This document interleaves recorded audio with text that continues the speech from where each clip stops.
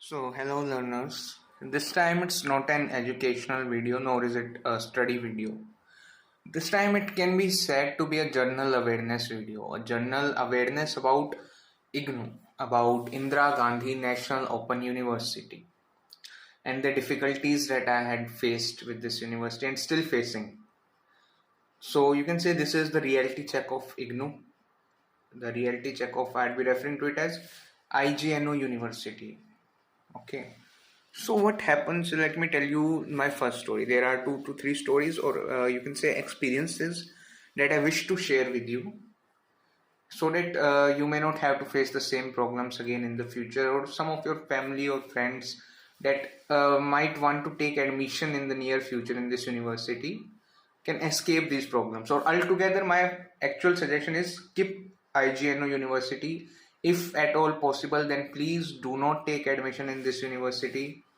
I believe I haven't tried other universities, but I believe that this must be the worst university in India. They have no resolution mechanism.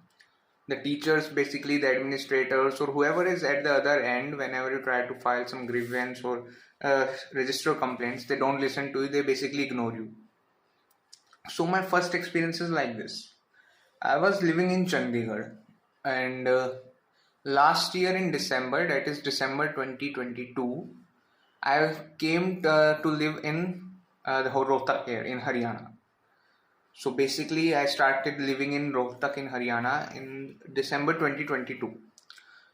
And for this purpose, I had to get my study center and my regional center changed, as you must be aware of. So I sent an email regarding this. My first email was, I think I received a response to it, that your address would be changed or something. It was like, I don't remember exactly, but then it wasn't resolved. The matter didn't resolve. All that I know, all that I remember is this. So I sent another email, then another email, then another. Then finally, when none of the emails were able to resolve my issue, I had to file a grievance report. The grievance report assured me that they would take action, but alas, they could not do anything about it. So I had to keep on sending them emails for 3 months almost. I started sending them emails and filing grievance reports in December. And because I had to submit my assignments by the end of March, that is by March 31, so I kept on sending them emails and filing grievance reports. But now what happens is that I'm almost reaching my deadline for submitting the assignments. So it's around 29 or 30 March, and still my address is not changed. So I'm left with only one option, in fact. No, actually, yeah, I was left with 2 options. Either still wait, and as they were assuring me that my study center and regional center would be changed. So by now my regional center has changed. We have reached the date of March 29, and by now what happens is that my regional center has been changed to that of Karnal, but my study center remains the same as the one in Chandigarh. So now I'm stuck with this problem here, that it is 29th March, and on 30 March I believe it was Sunday. So 31 March would be my last day to submit the assignment. And for let's say if some kind of some or the other accident happens and I'm not able to submit my assignments on 31, and I forgot to add to fill some formalities or add some pages or something like that, attach some document with it, and then I'm asked to submit, then I have to wait for another day, let's suppose, to fulfill those formalities. Then I would have no time to spare. And as it did happen, when I went to submit my assignments, they asked me to there was some official IGNOU form which recorded all my introduction, like which class, which course I am, what is my name, what is my enrollment number. There was some official looking page for this. Though I had already included all this information in my assignment, but they still asked me to attach that official page. So I had to get that page from a local Photoshop studio and then attach with all the assignments and fill some additional information. So these kinds of last minute hassles can sometimes happen. But the thing is that, let's go back to our 29th March now. What happens is that I'm left with 2 options, that either I still wait for 2 more days and wait for my study center to get changed, because I sent them more and more emails telling them that it is very urgent to change my study center right now because I have to submit my assignments. But they were mostly ignored, or very feeble response was received. So then what happens, at the second option is that I go to Karnal, to the regional center, to submit my assignments. But there was still a problem that my study center was of Chandigarh. So if they then tell me that your assignment would not be submitted here and it needs to be submitted to the study center in Chandigarh, then from there I would have to rush off to Chandigarh. And what happens if, even if they tell me that no, your assignments can't be submitted here and it will have to be submitted at the regional center in Karnal, then would I go back and forth from Karnal to Chandigarh, and just spend all of my time in this? No, right? And what if there was no resolution to it and my time was almost up, I had to submit the assignments? Or then they'll say that your deadline is over, and then I'll have to file complaints. I'll have to ask authorities that what can I do now, my assignments weren't submitted and it was due to this reason, this reason, and I knew that they wouldn't help me. So there was another crisis waiting for me up ahead, and the previous one wasn't solved. So finally what I did, I had already tried all the phone numbers that they give on their various sites also. I had tried dialing every number that was available to me, and none of them worked. Like, this is the reality, none of these numbers work. So finally, from somewhere, I got the emails of various department heads. So I wrote an email to the different department heads, like the department of, I think it was English, the department of social sciences, department of science. So there are several departments in the IGNOU. And I wrote emails to them, even though they weren't concerned with my subject or my course, but I just emailed them out of sheer desperation. So finally, the ma'am from the School of Social Sciences, the head of the Department of School of Social Sciences, received my email and forwarded it to, I don't know, some other authorities, and instructed them to take immediate action. And by this time, I had also filed an email to a Vice Chancellor of IGNOU. So the Vice Chancellor took very prompt and very quick action. The Vice Chancellor immediately, to Dr. Anil K. Dimri, he is the Senior Regional Director, and I think he messaged the other responsible authorities, and within a day, my study center was also changed. And it was due to the Vice Chancellor's message that my study center and regional center had been changed. So this was the story of how my study center was changed. Now, later on, what I discover is that there are several sites of IGNOU University. There are several sites, several different platforms. So what I notice is that some of the sites are showing my updated address, but some sites are not showing the updated address. And in my ID card, my regional center is still of Chandigarh, and my study center is of Rohtak now, of the Haryana one. So now this was an issue again. So I didn't wish to disturb them with this menial issue again, as long as it didn't harm me in any way. So I just let it go, let it drop off. And later on, I thought that maybe later on it will get changed automatically. So after a few months, I find out that my admit card, my ID card is with the updated address now. Both the addresses are updated in my ID card. But now, while I'm in my second year now. So in my second year, and yeah, sorry, I actually messed up the dates a bit. When I said December 2022, it wasn't December 2022, it was actually December 2021 and March 2022. So I had to submit my assignments in March 2022, and I started emailing them in December 2021. Okay, so the dates are just a bit changed. So it was December 2021 and March 2022. So now in my second year, what happens is that I had been emailing the IGNOU authorities for the delivery of my books, because I always opt for hard copy of the books. And the books are delivered very, very late, always, as always.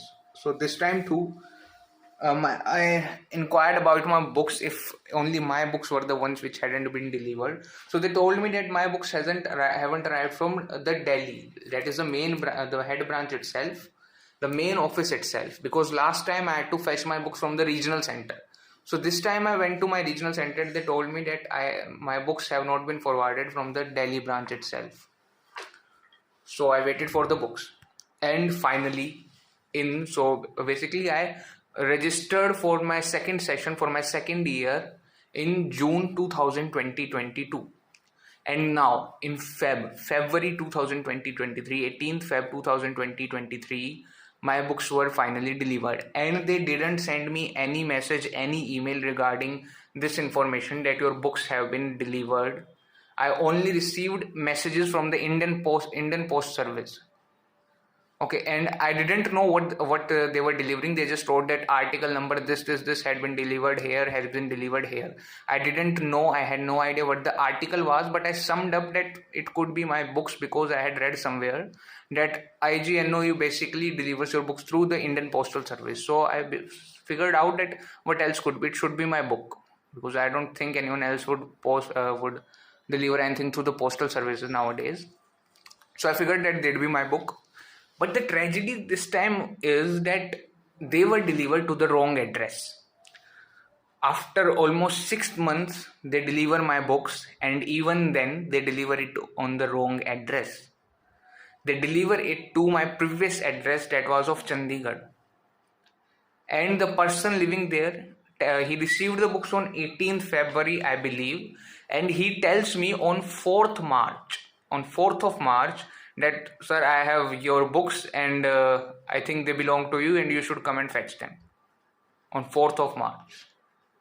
So I sent someone yesterday to go fetch the books, and the guy brought me the books. So today early morning I got my books back. I got my books from the IGNOU authority, from the IGNOU University, and it was a shock once again, because there were only 5 books while I have 10 subjects. So you can probably imagine the shock. Like, they send the books after 6 months of waiting, and even then they only send half of the books. And what if next time again they send the rest of the books to the wrong address? Then again I'll have to go to Chandigarh all that way and then fetch my books back. Like, this is a real hassle, right? It is a hassle for the person living there, because he is receiving wrong orders. He has to take care of my books, which are none of his concern. And I have to go hundreds of kilometers away there and get my books. And all of this is not my fault. None of this was my fault, right? I go to my address change. I sent emails after emails. I waited for days and days and finally got my address changed. But still, the books are delivered to the previous address. They have not updated the address yet. Now, what else can I do? I can't. Should I just go and file a complaint? File a complaint in the consumer court or in some local court and tell them that please get my address changed? Am I supposed to do these kind of things? Now, the second thing, the bigger problem. These are actually the smaller issues, right? The bigger problem is not this. The bigger problem is the delivery of the books, actually. They deliver the books after 6 months. Like, after half of the time has passed, now they are delivering the books. And let me tell you one thing, that the books, the study material that they deliver or they provide you with is only a guide. It is not the actual book. It is just a guide to provide you help with the actual books. So let's say they are teaching you, they have these kind of concepts. They have this guide to different books. So let's say I'm reading a book on British literature, and now they are telling me about some particular book. Let's say Gulliver's Travels or The Way of the World, any book. So they'll just guide me about how the book is written, about the author, about the style, the narration of the writing. But they don't contain the actual text of the novel. You will have to read the text by yourself. So if you don't even know the syllabus, if you don't even know what your book contains or what novels the guidebook is about, then how are you supposed to actually read the books? and then they expect you to score good marks in the exam, because the exams are asked based on the actual book, not on the guidebooks, but on the actual book. So they are expecting you to have read the actual books on which the guides are based, and not just the guides itself. But the guide itself is being delivered after 6 months of waiting. So after 6 or 7 months of waiting, now we have to submit our assignment. So I have just received my books in February, 18 February, and by the end of April 31, I have to submit my assignments. So by the end of March 31, so it's February, March and April. So I have only the month of March and only the month of April to read all those 10 books, master them completely, and complete my assignments based on them. So I'm not given these 2 months just to complete the assignments, but to complete them after reading all those books and mastering them completely. Because in the assignment they never say that you can write it as it is from the book, or you can just write it from the internet. They ask you to write it on your own words, and just to take very little amount of help from the books. So it's basically writing like writing the exam. Like they have given you a question paper and you're supposed to write the answers on your own. Okay, so how can you sit for the exam? How can you write the examination if you haven't even read the books? So they're giving you a time span of only 2 months to read the books, to completely understand them, to learn the concept, to learn all that, whatever is all the content that's written in the book, and then to answer questions on it and submit those assignments. And after April, then you have May, and in the June you have exams. So basically you have only 3 months to read all the books. To complete your complete syllabus, you only have 3 months, and that is only for the guides. You are supposed to read the actual books too. So let's say one book contains the summary or the details about 2 or 3 novels. Then you're supposed to read all those 2 to 3 novels and then finish the book, the guidebook of these novels. So if one book contains almost 2 to 3 novels, there are 4 or 5 such books. Let's say there are 4 books and one book contains 3 novels. So that makes it 12 novels. Alright, that makes it 12 novels. And besides that, there are your optional subjects, 4 optional subjects. So 12 novels plus 10 guidebooks. That makes it 22 books. So you are supposed to complete 22 books within the short span of 4 months. Okay, you are supposed to to completely read, to master, to grasp the content, to remember, to learn from all these 22 books within the time span of 4 months. And if miraculously you do it, then where's the room left for any kind of insight, any kind of out of the box thing, any kind of absorption of the content? How are you supposed to enjoy that if you are in such a hurry?